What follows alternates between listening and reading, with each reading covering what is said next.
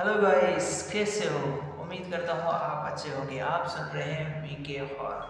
तो आज की स्टोरी का टाइटल है टक टावर भूतिया वेयरहाउस। तो सबसे पहले मैं आपको बता देता हूँ कि इस स्टोरी में क्या होने वाला है।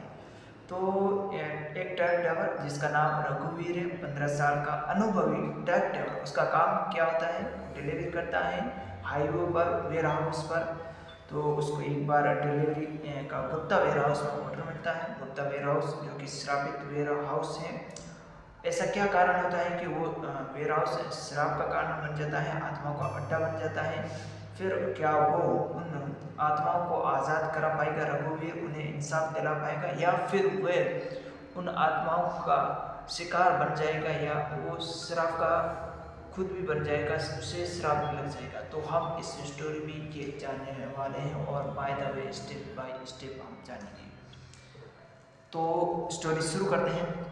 रघुवीर 15 साल, ट्रक ड्राइवर, अनुभवी ट्रक ड्राइवर। उसे एक बार गुप्ता वेयर हाउस में ऑर्डर मिलता है डिलीवरी करने के लिए। कुछ समय में ही वो गुप्ता वेयर हाउस में पहुंच जाता है, लेकिन मुझे कुछ अजीब सा लगता है।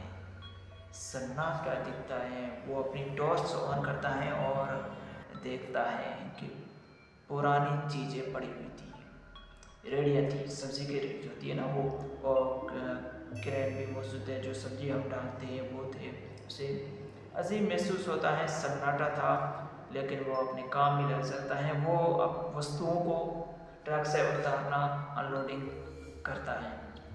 लेकिन थोड़ी देर बाद उसे आवाज़ आती है कि जल्दी से चीज़ें उतार दो, चले जाओ यहाँ से, वरना बच नहीं पाओगे।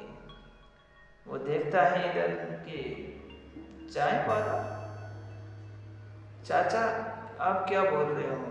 जो अभी क्या बोला मैंने? वो कहता है कि वो चाचा की बात को अनदेखी कर देता है। वो वस्तुओं को उतारने के बाद थक जाता है, आराम करता है, वेयर हाउस में थोड़ी देर बैठता है। लेकिन थोड़ी देर बाद उसे आवाज़ें आने लगती हैं सब्जियों की। भाई सब्जी बेचते हैं, उसकी सब्जियों की आवाज़ें आने लगती हैं, और एक डरावने माहौल में ऐसी आवाज़ें आती हैं। अंदर जाता है, वो टॉर्च देखता है, लेकिन वो उन आवाज़ों का पीछा करता है कि कहाँ से आवाज़ आ रही है। वेयर हाउस में कहाँ से आवाज़ आ रही है, किस स्थान पर, लोकेशन पर आवाज़ आ रही है। और उनकी आवाज़ों का पीछा करता है। वो देखता है कि भाई बहुत सारे लोग हैं, सब्जियां खरीद रहे हैं, और कुछ रेडी वाले लोग हैं, कुछ दुकानदार बेच रहे हैं, सामान बेच रहे हैं, सब्जियां बेच रहे हैं। भाई बोरियां मौजूद हैं, बोरियों के आलू वे उससे ले रहे हैं, लोग सामान ले रहे हैं और बेच रहे हैं। रघु को महसूस होता है कि उसके कंधे पर किसी ने हाथ रख दिया है। कंधा उसका भारी था, उसका हाथ, और उसका कंधा जल भी रहा था। उसने पीछे मुड़कर देखा तो एक आदमी खड़ा था, उसका पूरा शरीर जल रहा था। रघु डर गया। वो डर के मारे भागने लगा और चिल्लाते हुए उसने देखा कि चाचा खड़ा था। चाचा उसे कह रहा था कि मैंने तुझे पहले ही चेतावनी दी थी ना, मैंने कहा था कि अपना काम करके यहाँ से निकल जाओ, वरना नहीं बच पाओगे। रघु उसकी बात को ध्यान नहीं देते हुए, इग्नोर करते हुए ट्रक पे चढ़ जाता है। ट्रक पे चढ़ता है, वो ट्रक का इंजन चालू करता है, वो रवाना करता है, लेकिन रवाना नहीं हो पाता है।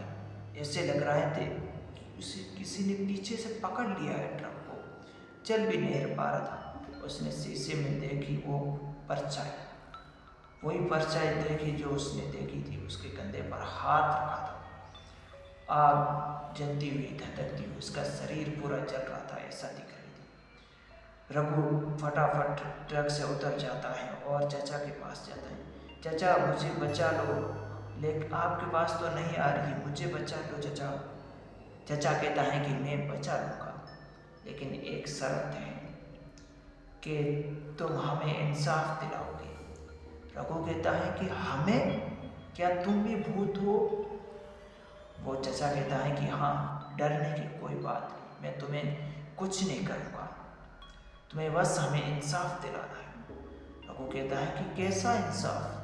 तुम्हारे साथ ऐसा क्या हुआ था?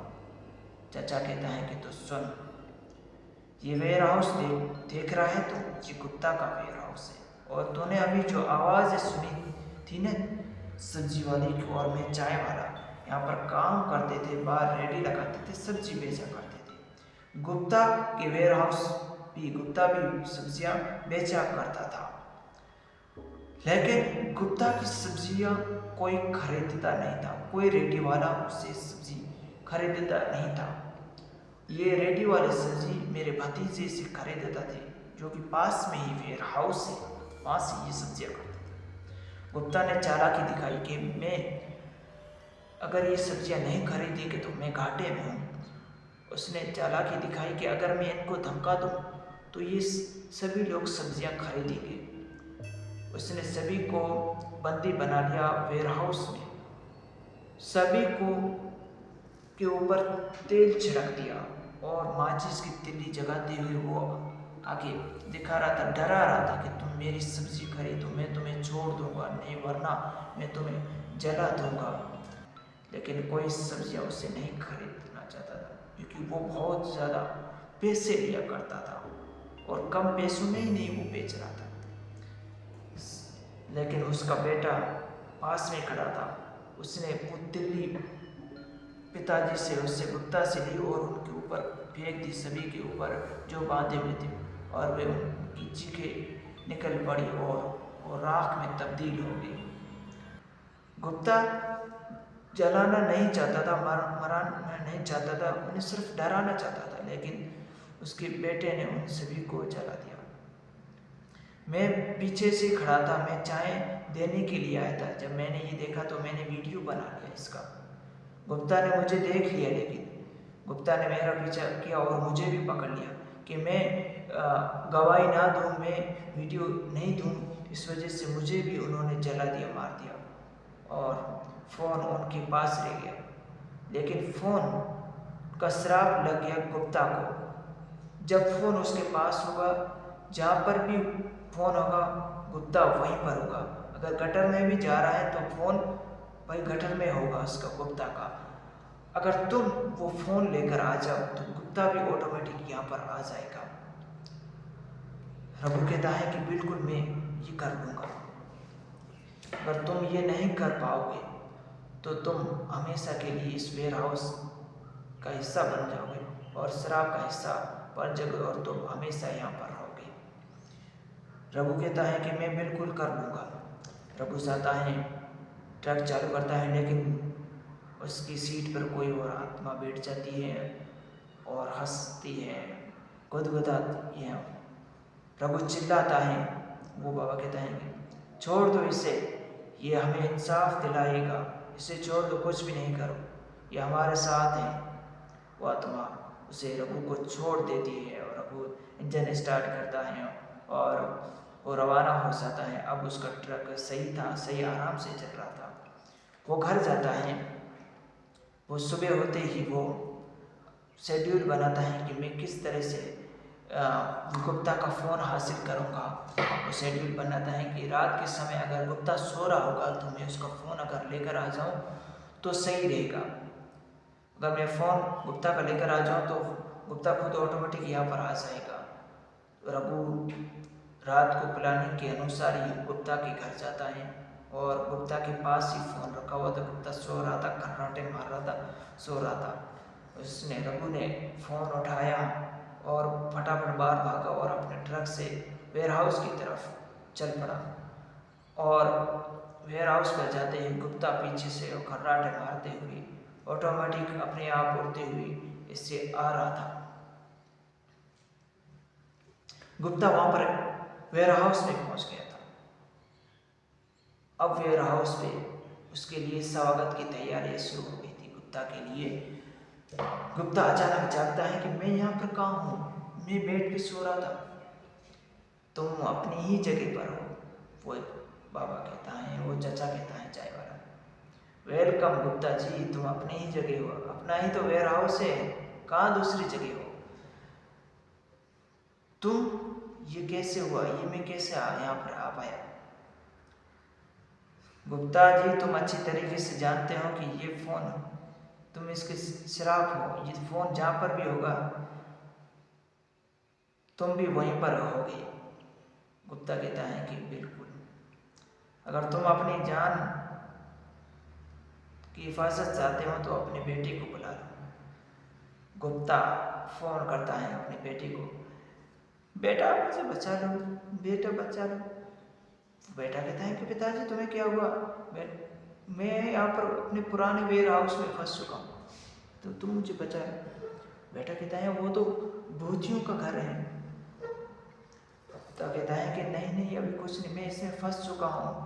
वो बेटा के आता है और उसे भी बंदी बना लेती हैं आत्माएं, और उन्हें मारने के लिए उन्हें सबसे पहले उन्हें पैर उखाड़ देती है गुप्ता के, फिर उसी की बेटे के भी पैर उखाड़ते हैं, और फिर रघु तेल लेकर आता है, वो ट्रक से तेल निकालता है। रघु कहता है कि बाबा चाचा तुम्हारे साथ इसने पेट्रोल छिड़का था, तुम भी इससे ऊपर चढ़ो। ऐसे बेईमानों को जिंदा रहने की कोई ज़रूरत नहीं है। आत्माएं चाचा उनके ऊपर तेल छिड़कता है और वह माचिस लेता है और फिर वह तिल्ली लगाता है और कुत्ता चीख एक आवाज़ में निकलती है बस, और वो आत्माएं भी गायब होने लगती हैं। चाचा कहता है रघु को, रघु बेटा तुमने अच्छा काम किया है, अब वेयर हाउस तुम्हारा है हमारा नहीं, अब तुम इस वेयर हाउस को चला सकते हो, अब ये इस वेयर हाउस का शराब खत्म हुआ। तो आज की स्टोरी यहीं पर ख़त्म होती है। तो आपको स्टोरी कैसी लगी? ऐसे कई लोग होते हैं जो अपने फ़ायदे के लिए गरीबों का हनन करते हैं, हम देख सकते हैं हर एक क्षेत्र में। Thank you watching this video.